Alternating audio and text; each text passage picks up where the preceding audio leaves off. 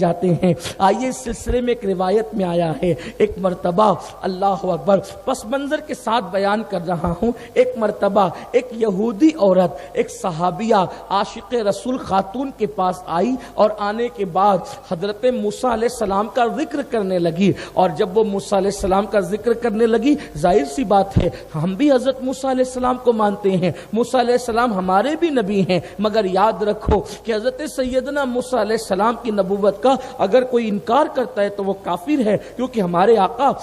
روح فدا صلی اللہ علیہ وآلہ وسلم نے سب نبیوں پر ایمان لانے کے لیے ہمیں حکم فرمایا ہے، اور ہم سب نبیوں کو مانتے ہیں۔ لیکن یہودیہ تھی، وہ حضرت موسیٰ علیہ السلام کی تعریف کرنے لگی، تو وہ صحابیہ اپنے آقا مصطفیٰ جان رحمت صلی اللہ علیہ وسلم کی تعریف کرنے لگی، اور اس کے بعد ذکر نکل آیا میرے آقا کی سخاوت کا، ذکر نکل آیا میرے سخی کریم آقا کا۔ اللہ اکبر، جب حضور کی سخاوت کا ذکر آیا، اب دونوں عورتیں گفتگو کرنے لگی۔ گفتگو کے درمیان یہ ہوا کہ چلو چلتے ہیں اور تمہارے نبی کی سخاوت دیکھتے ہیں۔ اللہ اللہ، اس وقت میرے آقا علیہ الصلوۃ والتسلیم کے پاس پہننے کے لیے بظاہر کوئی لباس نہ تھا، نئی چادر اللہ کے رسول علیہ السلام نے اپنے بدن پہ ڈال رکھی تھی، اور ایسے میں وہ دونوں پہنچی، حضور علیہ السلام باہر تشریف لائے، صحابہ کے درمیان جلوہ گر ہو گئے۔ وہ مسلمان خاتون کہتی ہے، یا رسول اللہ، میرے ماں باپ آپ پہ قربان، یہ چادر جو آپ کے بدن پر ہے، یہ چادر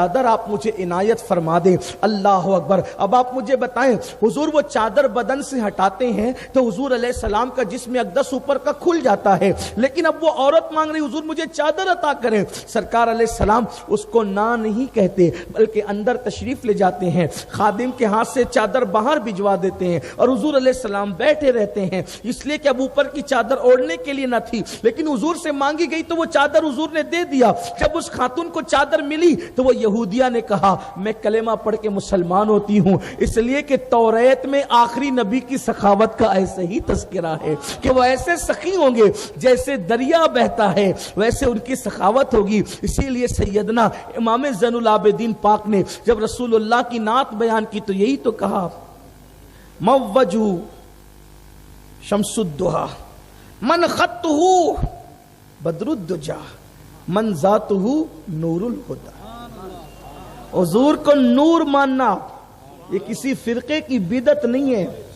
جس حسین پاک نے دین کو زندہ کر دیا، اس حسین کے گھر کا مسلک ہے یہ، من ذاتہ نور الہدی، صرف نور نہیں، نور الہدی، ہدایت کا نور۔ من کفہ بحر الہمم، ان کے ہاتھ جو ہے وہ سخاوت کے دریا ہیں، ان کے ہاتھ سخاوت کے دریا ہیں۔ اور پھر میرے امام نے جب سنا آقاؤں سے تو پھر کہنے لگے، کیا کہتے، کریم ایسا ملا کہ جس کے کھلے ہیں ہاتھ اور بھرے خزانے، بتاؤ اے مفلسوں کہ پھر کیوں تمہارا دل اضطراب میں ہے۔ وہ کون سی نعمت ہے جو ہمیں نہیں مل سکتی؟ اس لیے کہ ہمارے آقا سب سے